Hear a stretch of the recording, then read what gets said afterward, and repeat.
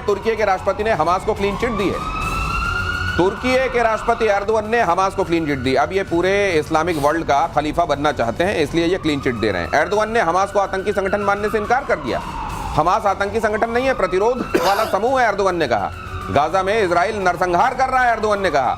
Gaza में हत्याओं के लिए नेतन्याहू जिम्मेदार हैं। एर्दोगन यहां पर आपको यूनाइटेड नेशंस के मंच पर खड़े हुए दिखाई दे रहे हैं। वो कह रहे हैं कि हमास तो असल में एक प्रतिरोध करने वाला समूह है, वो एक रेजिस्टेंस फ्रंट है, वो इस तरीके का कोई आतंकवादी संगठन नहीं है जिसको इजराइल वहां पर हटा रहा है। ये देखिए, ये जो नजरिया है कि हम ये इसी नजरिए की वजह से आज वर्ल्ड सफर कर रहा है सर। और मुझे लगता है कि जब तक दुनिया में फूट डाल कर राज करने वाली जो नीयत है वो कायम है, मुझे लगता है चलता भी रहेगा। एब्सोल्युटली। देखिए, एर्दोगन आज के दिन में हमास को कोई नहीं मानता, इज ए रेजिस्टेंस फोर्स, ये मानते हैं। और कुछ लोग जो हैं अरब वर्ल्ड में भी ये शायद मानते हों, खुलकर नहीं आते। मगर अमेरिका भी इसको एक टेररिस्ट ऑर्गेनाइजेशन बोलता है। इवन यूएन के अंदर में इसको डेजिग्नेटेड टेररिस्ट ऑर्गेनाइजेशन, हमास के ऊपर नहीं, फिलिस्तीनियों के ऊपर नहीं, हमास को मानते हैं। कैसे ये यूनाइटेड नेशन के अंदर में बैटिंग कर सकते हैं? और इन नाटो के सदस्य हैं ये। तुर्की नाटो का सदस्य है। ओपन मंच में इस तरह की बातें करना, मेरे ख्याल से यदि कहते हैं तो पाकिस्तान भी नहीं कहता कि हमास को नहीं कहता कि ये रेजिस्टेंस फोर्स है। कुछ लोग बोलते होंगे, आसिम मुनीर बोलते होंगे, मगर ये बहुत बड़ी चीज है जो world must take a note of it. Next ये देखिएगा बमबारी। बहल, स्वागत है आपका। हाँ, बहुत स्वागत है। आपने इतने हैवी ट्रैफिक के बावजूद शो में पहुंचना था तो पहुंचना था। क्या बात है, भागते दौड़ते आप आए। और अगली खबर भागते दौड़ते मैं आपको बता देता हूं, फिलिस्तीन पर मैक्रो ने ट्रंप को दिया झटका। यूनाइटेड नेशन जनरल असेंबली में फिलिस्तीन को मान्यता देने का ऐलान। ब्रिटेन कनाडा के ऐलान के बाद फ्रांस का बड़ा फैसला। नेतन्याहू ने फिलिस्तीन की मान्यता का विरोध किया। तो ये सतत रूप से ये एक पैरेलल कॉन्फ्लिक्ट भी चल रहा है, जहां पर कई देश ऐसे हैं जो फिलिस्तीन के संदर्भ में सामने आए हैं और उन्होंने कहा कि हम इसको मान्यता देते हैं। मैक्रो ने ट्रंप को झटका दिया है इस मामले में। यूनाइटेड नेशन जनरल असेंबली में फिलिस्तीन को मान्यता देने का ऐलान किया है।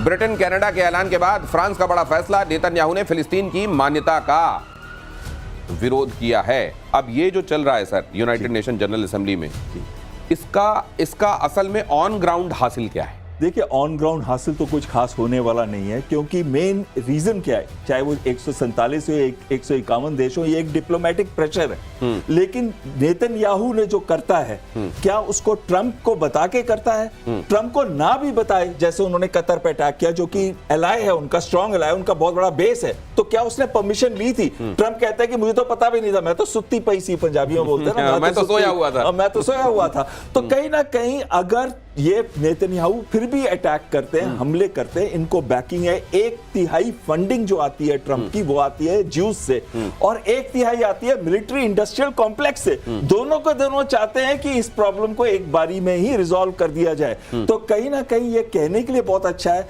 ये भी अपने डोमेस्टिक ऑडियंसेस को बता रहे हैं कि देखो, हमने तो पूरी कोशिश की थी, क्योंकि राइट्स चल रहे हैं कई जगह पे, इटली में चल रहे हैं और दूसरे यूरोपियन देश में। मैंने खुद देखा एक्चुअली वहां पे प्रोटेस्ट यूरोप के अंदर कैसे चल रहे हैं। लेकिन उन प्रोटेस्ट का फायदा क्या है, जो ऑन द ग्राउंड कुछ कर नहीं पा रहे। तो मतलब ये कल वाले दिन में अगर ये पूछा जाता है कि आप किधर खड़े हुए थे, तो सिर्फ ये बता सकें कि देखो हमने तो ये कह दिया था। और ताकि वक्त पढ़ने पर सनद रहे वाली जो बात होती है जनरल सिन्हा, एक चीज कह रहे हैं, आज 12:30 बजे जो इनकी मीटिंग है ट्रंप के साथ मुस्लिम देशों की, जिसमें पाकिस्तान ने भी अपने आप को डाल दिया, उस मीटिंग का ज्यादा इंपॉर्टेंस है। अच्छा, लेकिन ट्रंप क्या अपने उस दायरे से बाहर निकल पड़ेंगे डीप स्टेट के, ये बहुत बड़ा क्वेश्चन। क्या ट्रंप अपने डीप स्टेट के प्रेशर से बाहर आकर कुछ कहते हुए दिखाई देंगे, या असल में एक बार फिर उसी के छाया में रहते हुए ट्रंप का कद छोटा दिखाई देगा? इसका इंतजार दुनिया कर रही है। वो बोलेंगे तो क्या बोलेंगे। लेकिन फिलिस्तीन को लेकर इटली में बवाल हुआ है। पीएम मेलोनी की नीतियों से लोग नाराज हैं।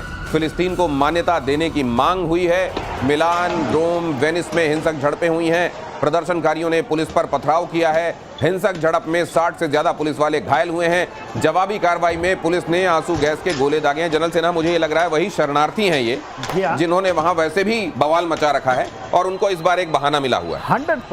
100%। देखिए, जो मेलोनी हैं, ये मैं कहता हूँ एक प्रैग्मेटिक लीडर है। वो नहीं होते कि समय के साथ रोटी सेक लीजिए, जैसे मैक्रो साहब की है। आज मैक्रो की जो ट्रीटमेंट हुई है यूनाइटेड स्टेट्स अमेरिका में, अभी उसकी खबरें तो चली रही हैं।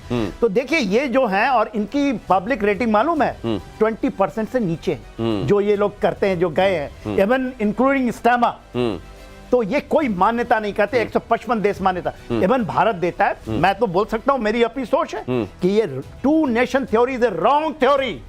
इंडिया 10 लाख लोग छोड़िए, मेरे को बात रखने दीजिए। 2 नेशन थ्योरी से जब बंटवारा हुआ 10 लाख हिंदुस्तानी मारे गए थे।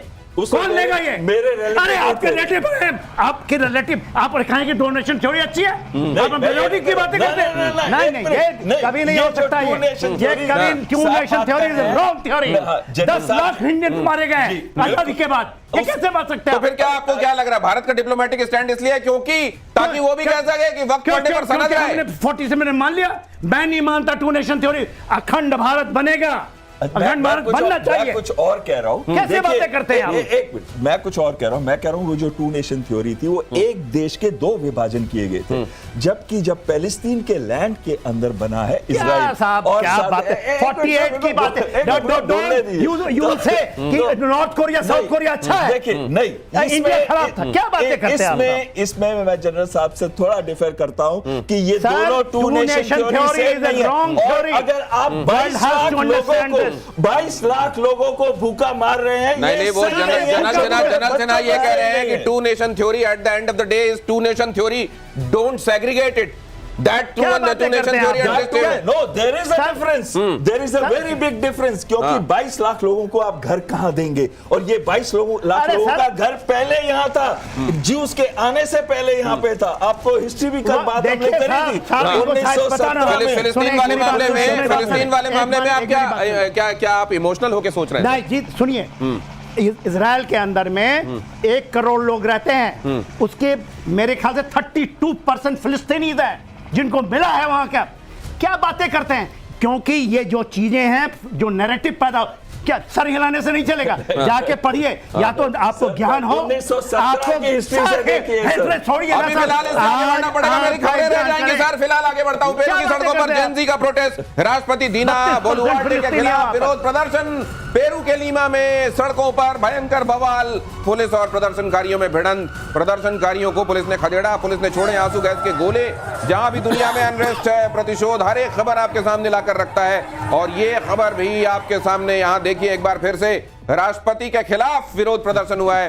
पेरू के लीमा में सड़कों पर भयंकर बवाल हुआ है, पुलिस और प्रदर्शनकारियों के बीच में भिड़ंत हुई है। प्रदर्शनकारियों को पुलिस ने खदेड़ा और आंसू गैस के गोले छोड़े। ये यहां पर जो चल रहा है सर, ये इसका पेरू का बहुत हिस्ट्री है सर। 1980 से लेकर 2000 तक यहाँ लेफ्ट विंग मूवमेंट थी जिसको सप्रेस किया था। 70,000 के करीब लोग मरे थे। उसके बाद ये जो अभी की डीनो है, जो अभी की प्रेसिडेंट, इन्होंने एक एक्ट पास किया है कि कोई भी आर्मी, जो मिलिट्री है, पुलिस है, या फिर गवर्नमेंट एजेंसीज है, उनके ऊपर कुछ नहीं कर सकते तुम, क्योंकि वो एक्ट के अंतर्गत अगर वो ह्यूमन राइट वायलेशन करते हैं तो कोई प्रॉब्लम नहीं है। लेकिन साथ में करप्शन, 5 पास्ट प्रेसिडेंट्स जो हैं इधर के, उन लोग करप्शन केसेस में जेल में। अभी लेटेस्ट जो है वो 13 साल की जेल उसको मिली है। और ये जो डीनो बोल रही है, वो खुद भी करप्शन में लिद है। इस वजह से जेन-ज़ी सड़कों पे उतर आया है। तो देश सेवा के नाम पर करप्शन करने वालों के लिए ये बहुत बड़ा संदेश है। देश सेवा करने की कहते हो तो करो, दिल से करो, लेकिन उसकी आड़ में अपना घर मत भरो। बहुत धन्यवाद सर, आपका बहुत शुक्रिया। आप ट्रैफिक के बीच में से यहां तक पहुंचे, आखिरकार वक्त रहते पहुंचे, इसके लिए आपका शुक्रिया। Thank you so much.